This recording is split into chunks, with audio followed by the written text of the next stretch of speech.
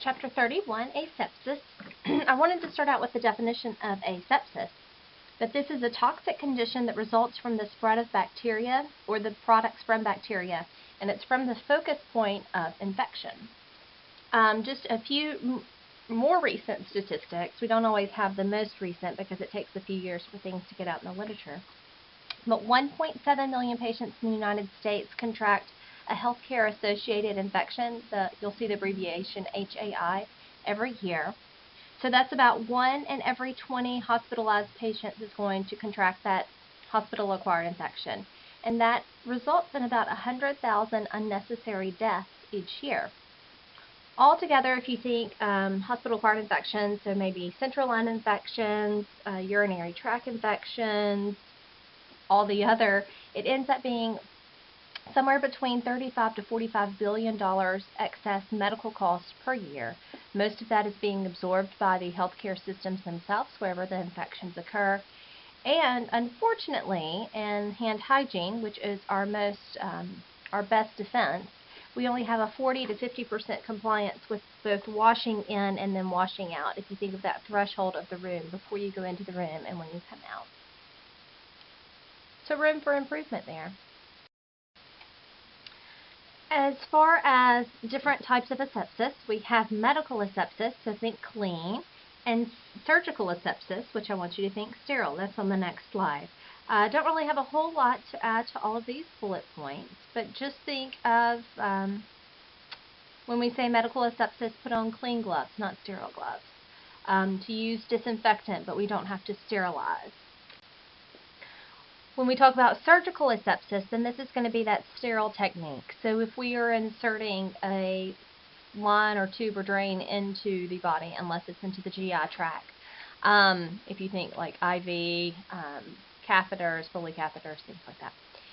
The other place is in the OR. Naturally, we think of the OR being sterile, and if you are performing surgery, no matter how minor, we do like for things to be as sterile as possible, meaning that they don't have any microorganisms or spores that can cause infection. Sepsis would be the state of infection, and when we talk about sepsis in the body, typically that means that it is a bloodstream infection, so you think that it is not just localized in one spot, but it is all around. With nosocomial infections, I just want you to know that term and to know that that term means that that infection did originate in the hospital. We have community-acquired and then nosocomial infections, so just depending on where the infection was or where it originated from. We do not like nosocomial infections that mean that we are not doing something that we need to protect our patients. With our nosocomial and healthcare-associated or healthcare-acquired infections, if we think about this, I'm going to butcher this word, enterogenic infection. An example of that is bacteremia, or that bloodstream infection that results from an intravascular line. So it is a therapeutic procedure that we do need this intravascular line, right? Just a large central line or an IV. However, if we end up getting an infection as a result of that, it may lose some of its therapeutic benefits. The compromised host is another piece that is needed for this to occur, and that's just when a patient normally has their defenses lowered, whether it's surgery or an illness, whether it's lack of sleep. Y'all can all relate to this, I think, somewhat. But when your defenses are lowered and you're more prone to becoming ill and to those bacteria, just more susceptible to the bacteria or viruses. And once again, hand hygiene. If we just washed our hands, we would be so much better. The chain of infection, you will need to know this. So our 6 links in the chain of infection: the etiological agent, microorganism, reservoir, where that organism lives, the exit, the mode of transmission, portal of entry, and then the susceptible host. And we'll talk through these a little bit more. This is on page 605 in your textbook. Excuse me. And as we go through this, I want you to think not only, okay, I understand this, but think, what would the nurse's role? How can I break any step, any piece that I can break? I can maybe have an impact on the infection never occurring. So think about where you as the nurse, mode of transmission. If I washed my hands, if I wiped down the equipment with a disinfectant wipe, would it not then have had the ability to get to the susceptible host? So just keep that in the back of your mind and see if you can come up with some things. As far as the etiologic agent, this is just going to be the number of microorganisms present, their virulence and potency, so basically how long can they live, their ability to enter the body, susceptibility to host, and ability to live in the host body. A couple of examples: smallpox. This is going to infect almost everyone. It is very virulent. It's going to spread rapidly. It likes to live everywhere it goes. TB, however, tuberculosis, that infects a relatively small number of people overall.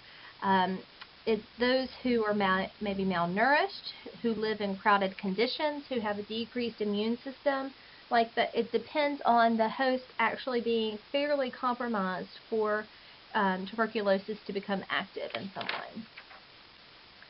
The reservoir, this is the place where the organism naturally resides, typically humans, but it also can be animals. I think of a great carrier right now in the news is the mosquito with the Zika virus. And then the mosquitoes have been carriers of so many other things. West Nile, we had the birds with the bird flu a while back, the chickens and whoever else carried those. So I think usually the most common ones we think of are animals and humans. However, just in the environment itself, things can be held in our food. If we think of the outbreaks, I can't even think right now, but any foodborne illnesses that are going on. Salmonella, why could I not think of that one? That just hangs out in our chicken unless we cook it properly. So different things like that. So the carrier, our mosquito, for example, is going to be our animal reservoir that usually does not manifest any clinical signs of the disease, but it is carrying that disease. For the portal of exit, the infection does have to leave its reservoir, and so it can enter into the new host. On page 606, there's table 31-3, and that just has, it gives you some common body area reservoirs, so if we think humans, and then how is it going to leave that area. So if it's in our respiratory tract, it needs to leave either our nose or mouth through sneezing, coughing, breathing, or talking. And then it goes on through GI, urinary, reproductive, blood, and tissue as well. So that's a nice little table to look at. And then once again to think, what can I as the nurse do to break this link and to either prevent it from ever leaving the reservoir, the microorganism from leaving the reservoir, or to prevent the microorganism from contaminating once it does leave the reservoir, contaminating whatever that may be. Oh, here's that table, lo and behold. Method of transmission. So how is it going to get from the reservoir to the host? Direct transmission. This is going to be person to person, touching, biting, kissing, sex. If you think coughing, if it's a big droplet, you have to be within 3 feet of each other for that to happen. The indirect transmission, so if it's vehicle-borne, example of that, hepatitis A on our cooking utensils when that was spread way back when. Hopefully we clean and disinfect our cooking utensils pretty good now, and if individuals do have a bloodborne disease, that they are taking precautions. Vector-borne, so this is going to be that animal bite, feces from an animal on broken skin. So this is our mosquito example. Airborne transmission, we have droplet nuclei. So these are going to be our evaporated droplets, so think tuberculosis. Another one would be dust. So C. diff spores, that Colostrum difficile spore, can be carried around in dust or in a dust-like particle. Once our microorganism has left, then it has to get back in. So how is it going to get back in? Usually it's a break in the skin. And they often, just to note this, they often enter the body by the same route that they used to leave. So if it left the mouth as a droplet in a cough, sometimes it enters that respiratory tract either through the nose or mouth by being inhaled, because you were 3 feet within your patient when they coughed. Anyway, whatever that may be. And then our susceptible hosts. So they do need to be compromised, so more likely than someone else to acquire an infection. Variables that determine how more likely they are, or you are, to acquire an infection. Age, so the very young and the very old are more susceptible. If your patient is receiving any type of immune suppression treatment, so we see that with organ transplants, we see that with HIV treatments, different things like that, or anybody with an immune deficiency condition. I think lupus, but there are a whole host of autoimmune diseases out there that can lower and weaken your own immunity.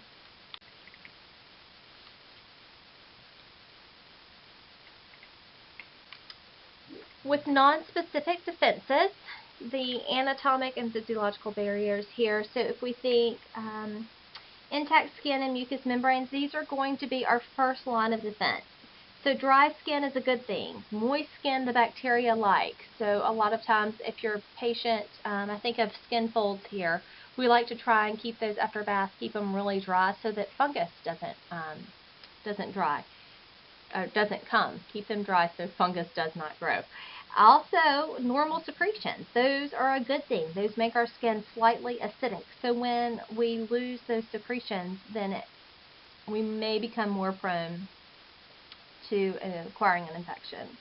Our moist mucous membranes and cilia in our nose. These are great for trapping organisms, dust, foreign material. So these, if you, for whatever reason, if you don't have a moist mucous membrane, you're dehydrated, if you have lost some of your cilia or the action, I think smokers a lot of times, the cilia in their, not necessarily their nose, but in their respiratory tract, think down in your trachea and such, a lot of times those little cilia, they kind of, the cells change with smoking, and so they lose that, and so they may not be as readily able to cough up secretions, or for those secretions, or for the dust or particles, infections, whatever it is that we're trying not to inhale, they may be a little more prone to that. Other great anatomic and physiological barriers that we already have, those alveolar macrophages, which are in our lungs to eat things, saliva, which inhibits microbes, and tears, which we're going to wash away any microorganisms around our eye. We also have that high acidity in our stomach. We've got great flora in our large intestines, peristalsis, so it's moving everything on down. The low pH of the vagina, that inhibits growth. And urine flowing through the urethra, that's going to flush out and flush organisms out, and has some bacteriostatic action going on. Other defenses that we naturally have against microorganisms: inflammation. I think I've said this before, but I really love inflammation, and I think if you understand this, you can understand the pathophysiology of a lot of disease processes. It just kind of helps me understand it, so I think it's a big thing to know. The big signs: pain, swelling, redness, heat, impaired function. Anything that ends in a itis, we know that that is an infection or inflammatory response. With our first stage, I really don't feel like I need to talk through this, but the only thing that's not on this slide, that vascular and cellular response, is the release of histamine. So that happens, and that kind of draws these white blood cells and leukocytes there. Then we've got our second stage, the exudate. Fibrinogen, thromboplastin, platelets, these are all coming into the scene now. And with the exudate, just for reference, this is going to be cleared away typically by lymphatic drainage, unless you just have a big pus bucket, if we think of like a wound on the skin or something, and it comes out that way. But the lymph nodes are really important for removing a lot of this exudate. And if our lymph system is not working properly, or we do not have the lymph nodes in that area, then that can be problematic. Third stage is the reparative phase.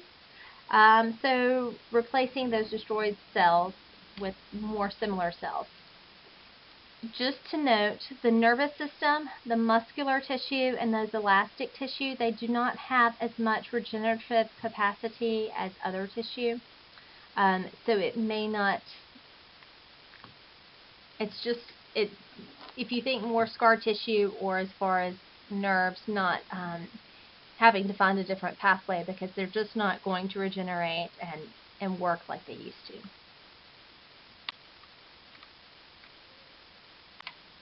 With specific defenses, if we have an antigen and an autoantigen, antigen is where we might have an infection and we develop immunity as a result of that infection. Autoantigen is when we might receive a vaccine and then we develop the protein in our body to help fight that infection there. This is in your textbook on page 608. And just to give you some examples, so a natural active example is when you have the infection. An artificial active example is when you receive a vaccine. Natural passive comes from your mother once you are born. And then the artificial passive, that would be an injection of some type of immune serum. So I think those are all on there, but just to kind of highlight that those are the different types. And when we had the infection, that natural active, that is the best. It's the longest, and it should last for your life. I feel like we might have gone over this already, but I'll just keep going over it because it's another slide. Factors that are going to make you increasingly susceptible to an infection, I think when we talked about the susceptible host. So age. Remember, if you're very old or very young, the very old might have a weaker immune system. Heredity, just what is your natural predisposition as far as your genetics that were given to you. Nature, number, and duration of stressors. So if you have an increased amount of stress, you have decreased resistance. This is why all of you got sick before the first test. Not to say that that's why all of you got sick, but it might have played a role. And I think that this comes into play too at the end of the semester when we think about finals and such, just to take as good of care of your body as you can to protect and decrease your risk of infection. And then also nutrition, antibodies and proteins.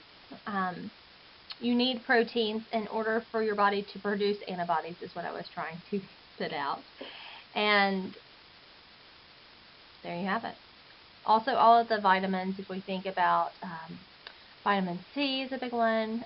Sometimes vitamin E is considered really great for your immunity. So different minerals and nutrients there. Medical treatments or procedures. So if you're receiving chemotherapy or radiation, well, chemotherapy would fall under your medications, but radiation falls under your treatments. Anything that might be killing cells, whether they're good or bad, a lot of times, and it can increase your susceptibility. And then diseases that lessen the resistance. The example that your textbook provides here is COPD. If you think about that, and we could think about a whole host of other diseases. We could think diabetes, we could think heart failure, we could work through the pathway of all of these things and how they might lessen resistance. But for COPD, if your patient or whoever has COPD, they are unable to fully expand and loss of elasticity in their lungs, they're air trapping, so they're not able to necessarily cough. If we think like the reservoir being the respiratory tract, and that would be the portal of entry, portal of exit. They're not able to cough or to get out these microorganisms as readily. So a lot of times they are more susceptible to respiratory infections. So anything that has to do with the respiratory tract. Pneumonia keeps coming to the forefront of my mind, but they're susceptible to so many things. So.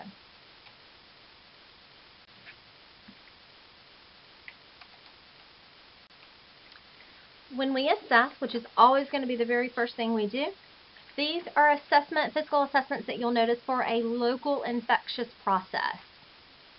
So if it's localized swelling, localized redness, meaning it's just in one place, right? We got a cut. So it's swollen and it's red. There's pain right there.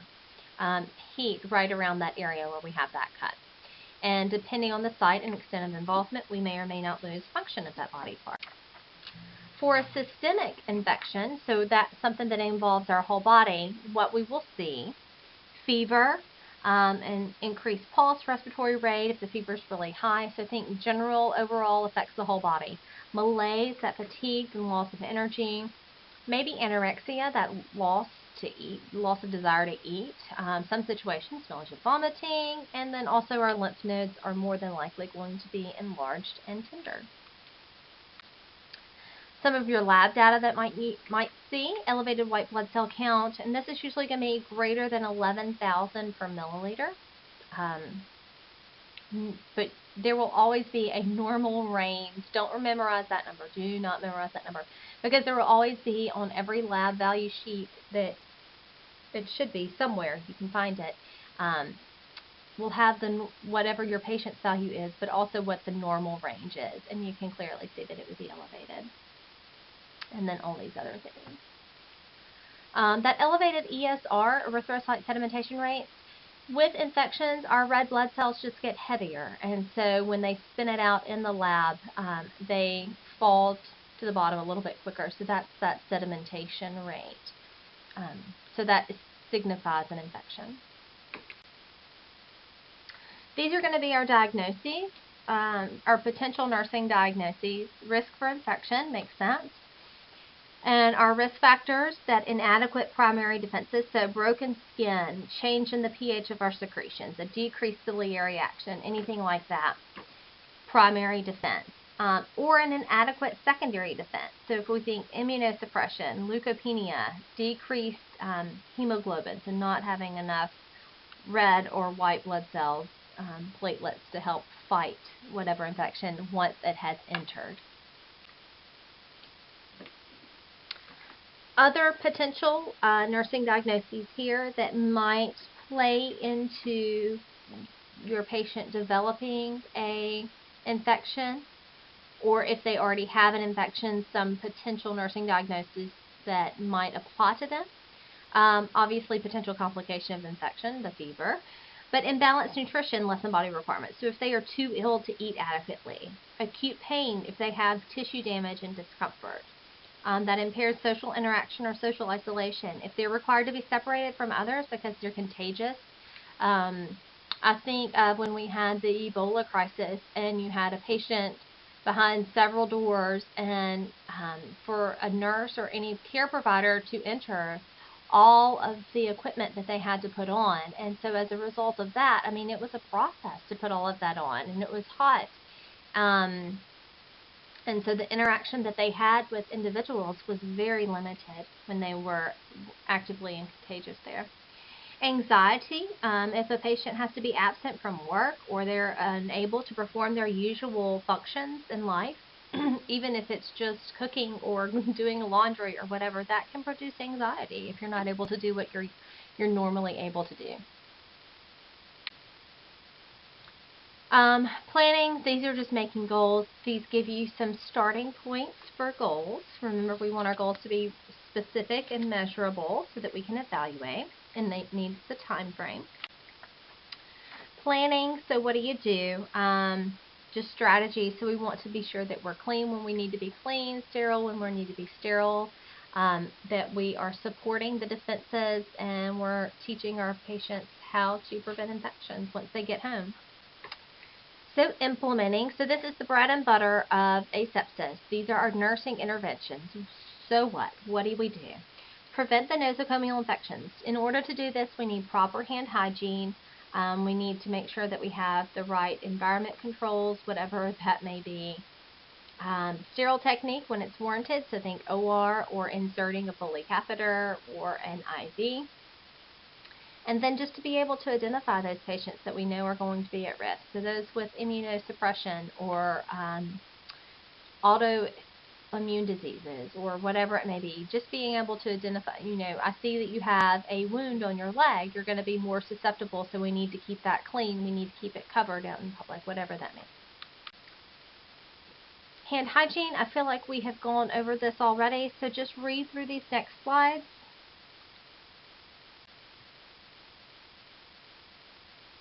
You have to have that friction, that vigorous washing for at least 15 seconds. Like that.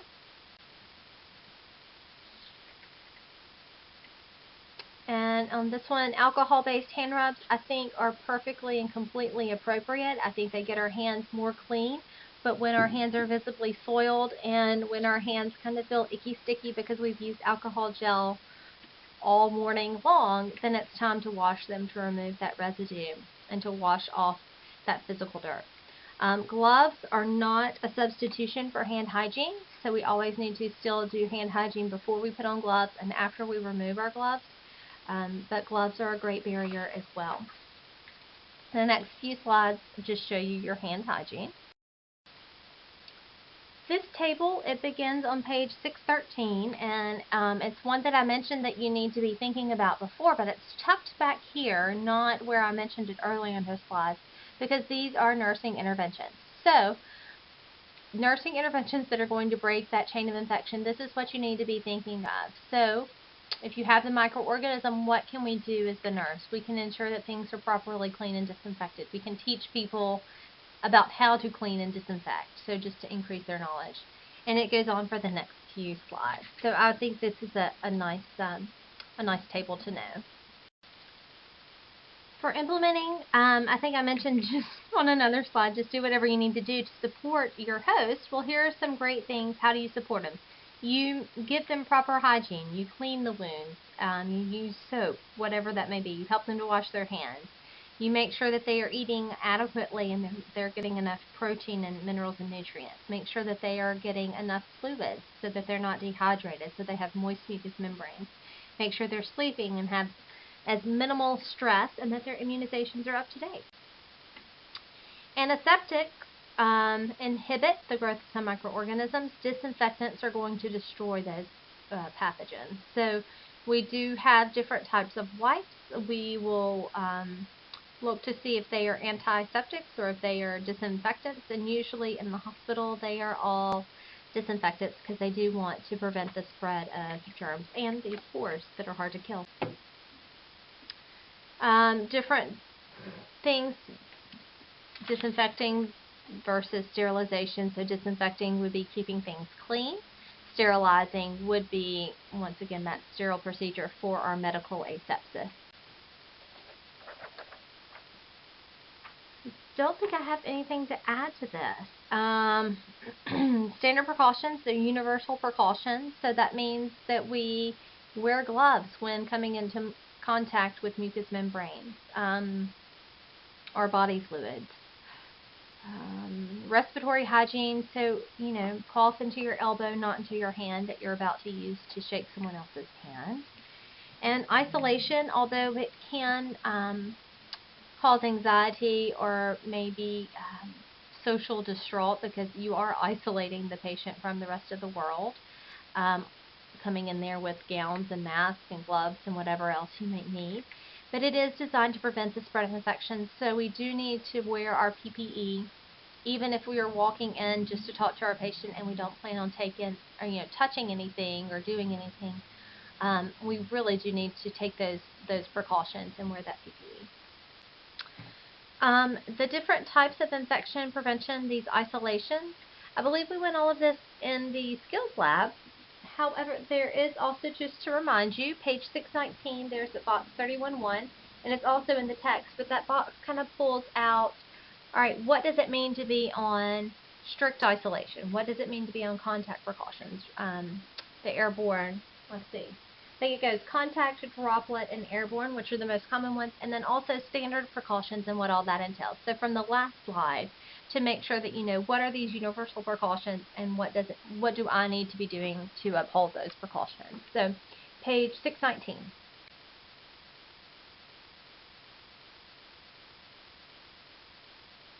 And this just goes along with that. I don't have anything to add to this. So please ask questions if you have questions.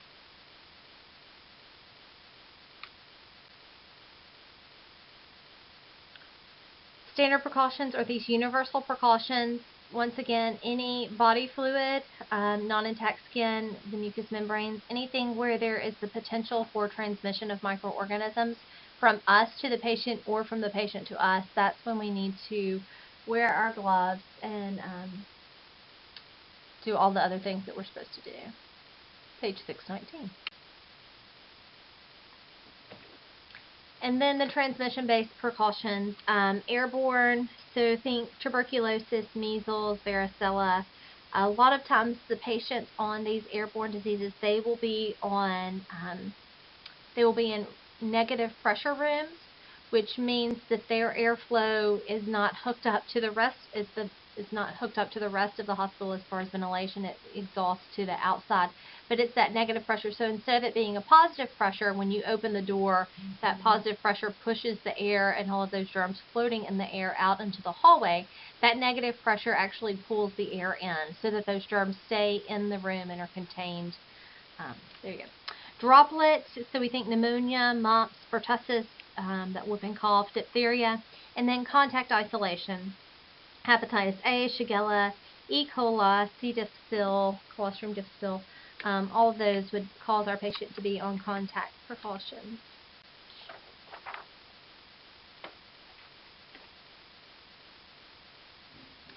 I feel like we've talked about this too. Who's going to be compromised?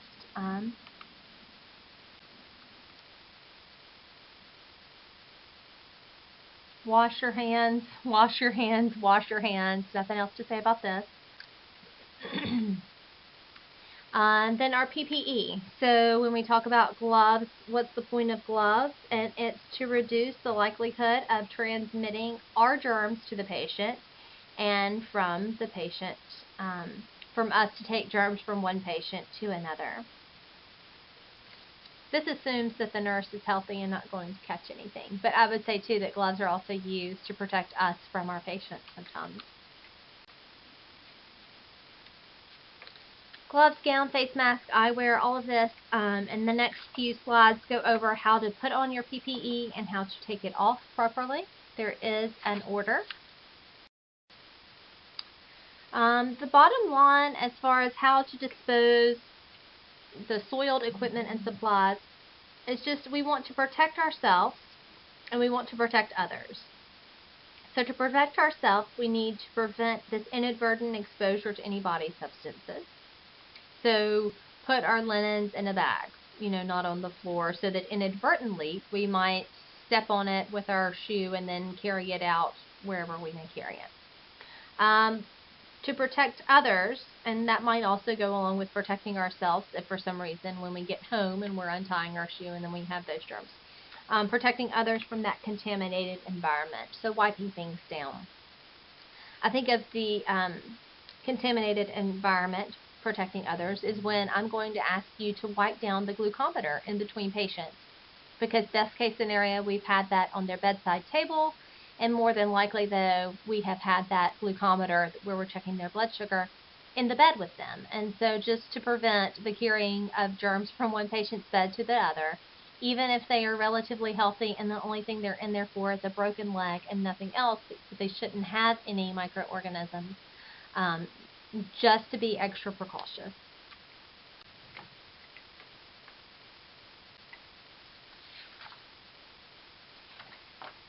The other thing, and I don't know, I don't feel like we do this enough sometimes, is blood pressure equipment when it is shared in between people, to wipe down our blood pressure cuffs with a disinfectant or better, a bacterial static wipe of some sort. But anyways, just we want to make sure. If your patient is on isolation, you will need disposable equipment. This is what this is mainly talking about, sorry. But if your patient's on isolation, they need to make sure they have their own blood pressure equipment, which includes having a little stethoscope in their room too. Yes, you can take your stethoscope in there. You would just need to be very mindful to wipe it down very thoroughly when you bring it back out, because sometimes those stethoscopes, they're little plastic yellow ones, you cannot hear as clearly. Thermometers, they'll need to have their own thermometer in the room, and then anything disposable stays with them. Everything should be disposable, even like their nutrition tray. A lot of times they try to put most everything on a disposable tray so that it doesn't have to come back out of the patient's room. If we do have to transport our patient and they are on isolation, we only do it if it's absolutely necessary. And then we implement appropriate precautions. Well, what does that mean? So if they have a wound, we'll cover the wound. If they are on airborne precautions, we put a mask on them now so that we contain any of these respiratory tract infections from coming out. That's just going to be caught in their mask. And then we also tell everybody along the way, you have someone coming, so to make sure that that staff can already have the appropriate PPE on and ready when we get there. The patients that are on isolation, they will have these psychosocial needs, so that sensory deprivation. Remember that the environment is going to be lacking normal stimulus. That communication with others very freely and easily may be lacking, so they may have some sensory deprivation resulting. The feelings of inferiority, because they have this idea that they are dirty or contaminated. And so just to help them recognize that, it's really not them, it's a disease process, and while we wear all this PPE and is just to protect ourselves and to protect them and to protect the other patients. And as a result of all this, it's best to use the least strict precaution indicated. So if we have a patient that is on standard precautions, and we just may need gloves only when we're going to come in contact with broken skin or body fluids, mucous membranes, then it's not necessary for us to put on a gown and gloves and eye shield and boot covers and a hat and whatever else. That can seem a little over the top for our patients, and they might start to think, well, why are they wearing all of this every time they interact with me? What's wrong with me? Sterile, it should be free of all microorganisms. Sterile field we will cover in class in the clinical lab. And sterile gloves, we're going to cover this. But the next few slides in a little bit cover all of the sterile fields, so you can go ahead and read through that. This is on page 627, and you do need to know these principles and practices of surgical asepsis, so sterile field. So just to know that everything on a sterile field must be sterile, kind of makes sense. Sterile things become unsterile when they're touched by an unsterile object, such as a clean gloved hand or a non-gloved hand instead of a sterile gloved hand. If we lower our hands below our waist, or we turn and our sterile field is out of sight, it is now considered unsterile. And then all of this. The edges of the sterile field are considered unsterile. We always have this invisible 1-inch margin that we stay inside of.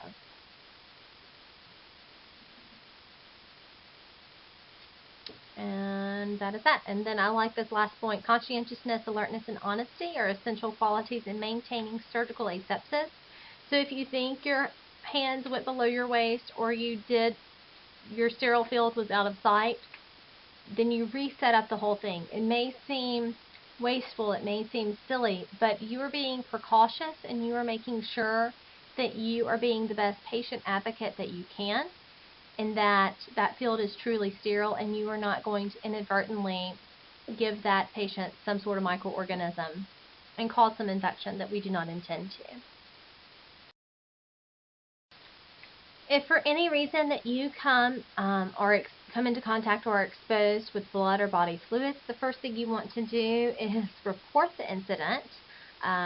Report it to your faculty member. If you're a nurse, you report it to your charge nurse or to your nurse manager or to the nursing supervisor, whoever would be that next person in the chain of command. You will need an injury report. Not that that is a bad thing, but just to state the facts so that follow-up and evaluation can happen. And like that last point says. A lot of times you may receive blood. They may test your blood to see if you have come into contact with, they'll taste the patient's blood and your blood to see if the patient has any infectious diseases that you may have come in contact with, and to see if you have contracted those diseases. You may have these tests a couple of times. You may be on prophylactic treatment, meaning that even though we don't know if you have it or any disease yet or not, we know that the patient may have something or has something, and so you want to prophylactically go ahead and get on those medications to treat that and kill whatever you can. And there you go. Steps to follow after exposure. So what are you going to do if you have a puncture wound or a laceration? So if you accidentally had a needle stick, you had given a patient an IM injection, you failed to activate the safety cap, and you have a needle and you have accidentally punctured yourself, you want to encourage the bleeding, not to squeeze the tissue really hard because we don't want to cause trauma to the tissue around it, but we do want to get it to bleed. Wash with soap and water, and then once again seek that treatment. If something has gotten into your mucous membranes, your eyes, nose, mouth, we want to flush with water for at least 5 to 10 minutes. And then here is if it is with HIV. I think hepatitis C also is a, or hepatitis B and C, we actually will do prophylactic treatment as well. If the, let me go to the next slide. On here, however, drug prophylaxis continues for 4 weeks. If at that point you will know if your patient was positive or not for HIV or any other bloodborne diseases. But if the source was negative, at this point you will discontinue that post-exposure protocol. And that is all that I have for the asepsis chapter. So if you have questions, please ask. It's really the big things are the chain of infection, knowing those 6 links, knowing the nursing interventions that you can do to break the chain of infection, to understand the difference between medical and surgical asepsis, to understand PPE and the different isolation protocols. And I think those are the really big things to make sure that you understand and know. And then what's going to put a patient at risk for an infection. So, but I think all of that should fall under those the 6 links of an infection.